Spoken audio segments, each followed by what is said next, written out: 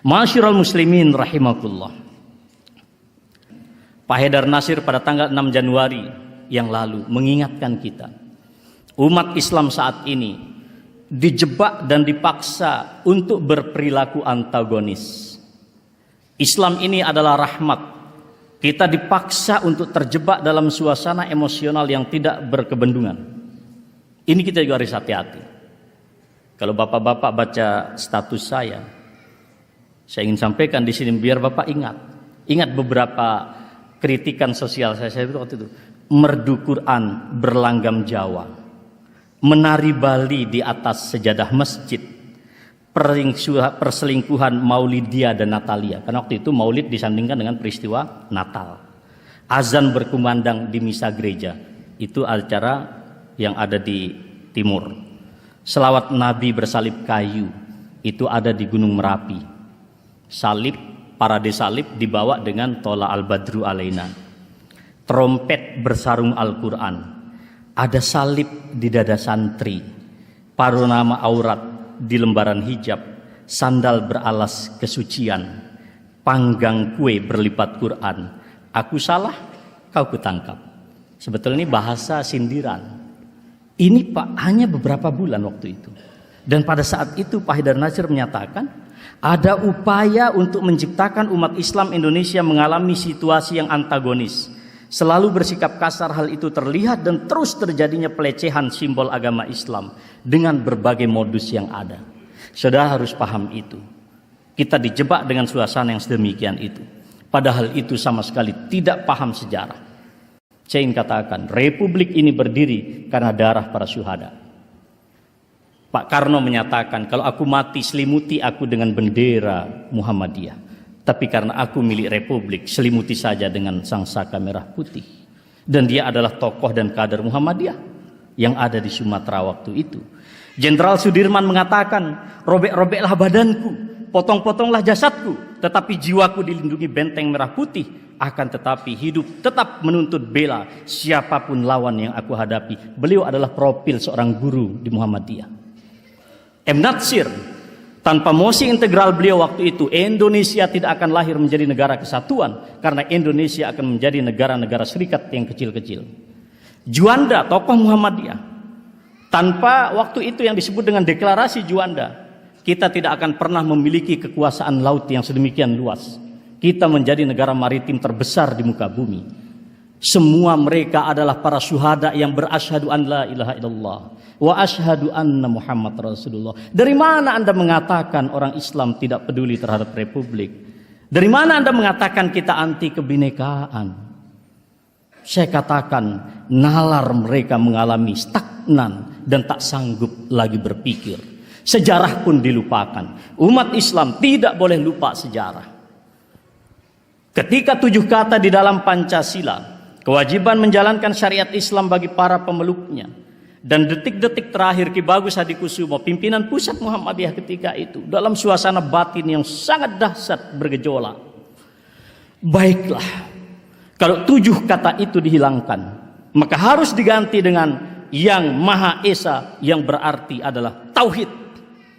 Umat Islam selama 32 tahun tidak pernah berusaha menafsirkan Pancasila dalam perspektif Al-Quran dan Sunnah.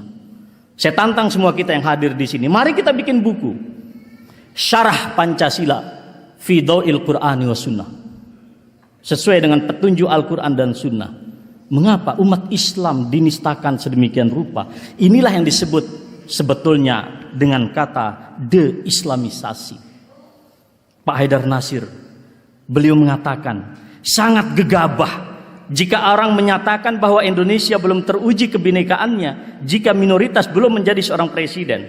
Lebih-lebih ketika ujaran itu diungkapkan dengan nada angkuh, seolah ukuran keindonesiaan ialah kedikdayaan diri dalam singgasana kuasa, sebuah kesombongan yang dapat menjadi duri tajam di tubuh Republik Indonesia.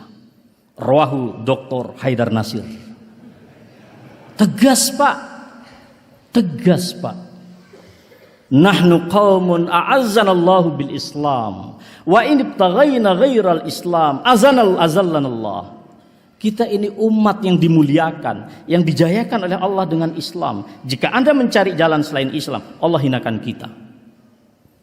Masa baru dibilang gitu aja sama Metro Tipu sudah lembek gitu. Jangan saudara, kita ini mendirikan republik. Para syuhada kita berdarah-darah.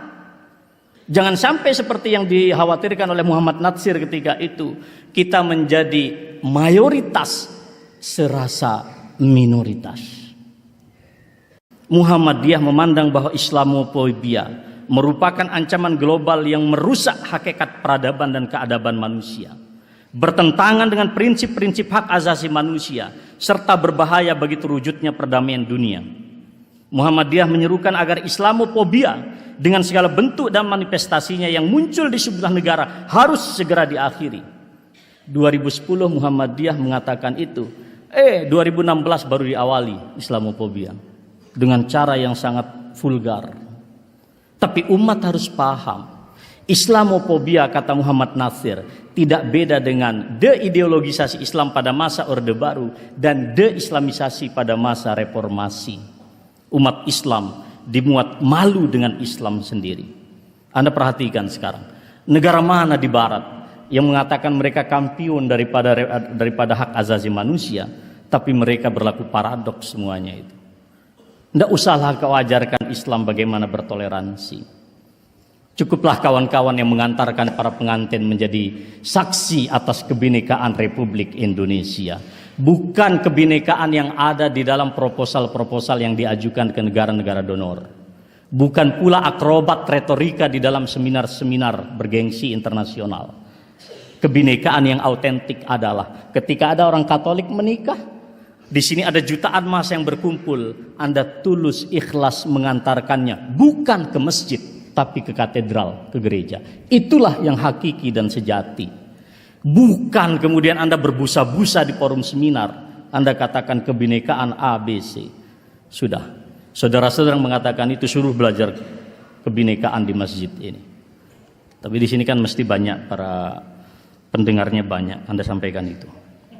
Jadi saudara sekalian, Muhammadiyah sudah mengatakan tidak perlu ada Islamophobia di negeri muslim terbesar ini, karena watak umatnya juga toleran dan menjadi penyangga utama Indonesia. Ketika terdapat arus aspirasi umat Islam untuk memperoleh hak dan keadilan, sungguh bukanlah primordialisme. Aspirasi itu ekspresi yang wajar, lebih-lebih salurannya demokratis dan konstitusional. Jangan pandang Islam di negeri ini sebagai ancaman keindonesiaan dengan segenap pilarnya, kata Dr. Haidar Nasir. Jelas sekali Pak posisi kita. Saudara sekalian, kita juga menghadapi paradoks kemanusiaan modern. Saya ingin sampaikan, seorang ulama kita Muhammad Abbas Muhammad Al-Aqad mengatakan, dan ini realitas kita saat ini, karena alam mutada'iyan qad syarapan nihayah. Alam pada masa itu di jahiliyah, alam yang sangat menderita, patologi sosial politik sedemikian akut. Mereka tidak lagi mendapatkan ketentraman jiwa, tidak pula ketenangan batin.